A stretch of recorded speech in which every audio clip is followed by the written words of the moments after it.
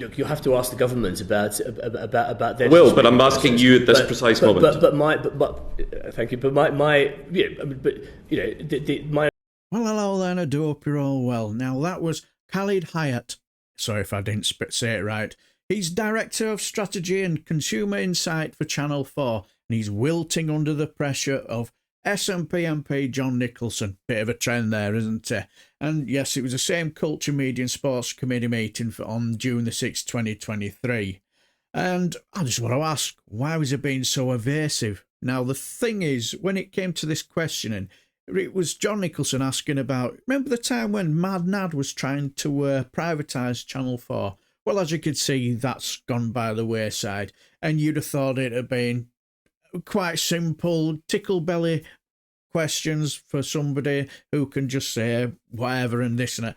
But he just seemed incredibly evasive and long-winded, go around the houses, up the trees, and just to say nothing, and it just looked incredibly weird. Also, wait until the end, because our Khalid Hayat was asked a very interesting question.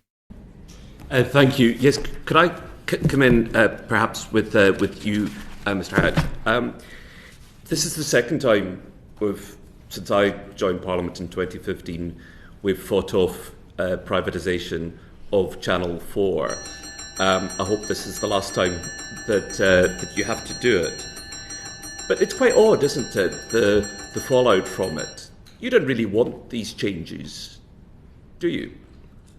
Well, look, Channel 4 is a publicly owned asset. It's entirely reasonable for the government from time to time to look at whether the current model, the current ownership model, is the right model, and whether. You think it's the right model, don't you?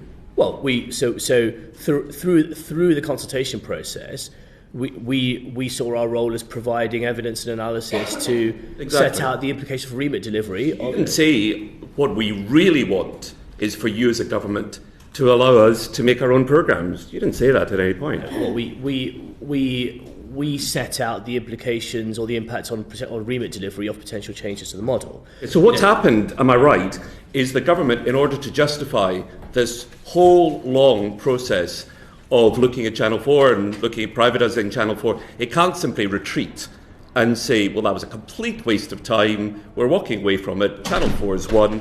They've got to have a fig leaf to show they've achieved something.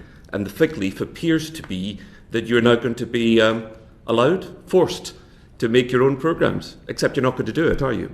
So, look, you have to ask the government about their. Will, but I'm asking you at this precise moment. Thank you. But my understanding is that in autumn 2022, the Secretary of State made a decision to re-examine the business case for Channel 4 privatisation.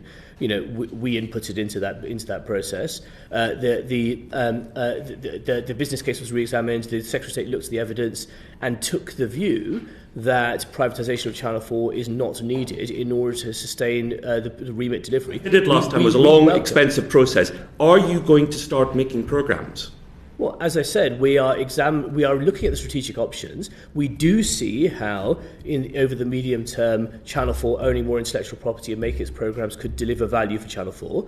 We're looking at the strategic options, working with our board on those options, whilst we're trying to also, in parallel, try to see where government comes out in relation to. I've talked to lots of senior people at Channel 4. I'll be astonished if 5 years from now you're going to be making your own programmes. I understand why you say, yes, we'll look at it. But in reality, you're being given a power that you're never going to use. It just seems a monumental waste of time as part of this bill. To give you something that you've not asked for and that you don't want and that you'll never use.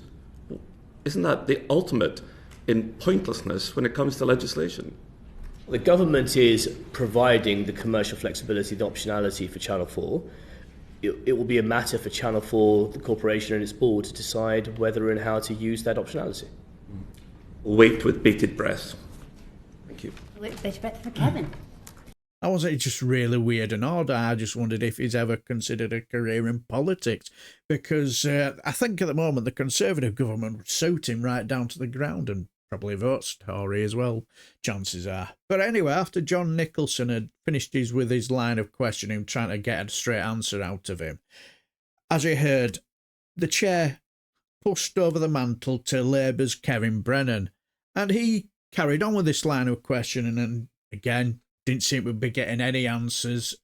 And then he came up with this very, very interesting question. Can I just ask about, you mentioned earlier on about commissioning activity in Channel 4 and the difficulty of doing that when times are tough. Now, during the privatisation process, Channel 4 introduced a new current affairs programme, The Andrew Neil Show. Andrew Neil is a brilliant political interviewer, without doubt. I may not agree with his politics, but there's undoubtedly that he is a top political interviewer, and he was given a show. And some people suggested that he was given that show in order to try to call off the dogs a bit on the right of the Conservative Party and from the government around privatisation, to show, if you like, that Channel 4 wasn't just about Channel 4 News, which is a particular bête noire of some people within the government and in the right, on the right of the Conservative Party.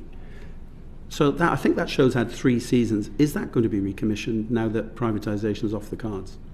Now, I could have let him answer it, but he didn't really. He just basically went round the houses like he's been doing for most of the time, just spouting words and not really answering. But anyway, I could answer it for him. As we all know, Andrew Neil was shown the door one day, and it couldn't have happened to a nicer bloke, but why the odd behaviour, and if it being so evasive, it was just very odd, wasn't it? But what do you guys think? Let me know down below, and if you enjoyed the video, give it a like, because I thought both Kevin Brennan and John Nicolson were absolutely brilliant. And if you're new to my channel and enjoy stuff like Select Committee meetings, this is what I do now, so subscribe. And from this moment, I shall bid you farewell and take care, my friends.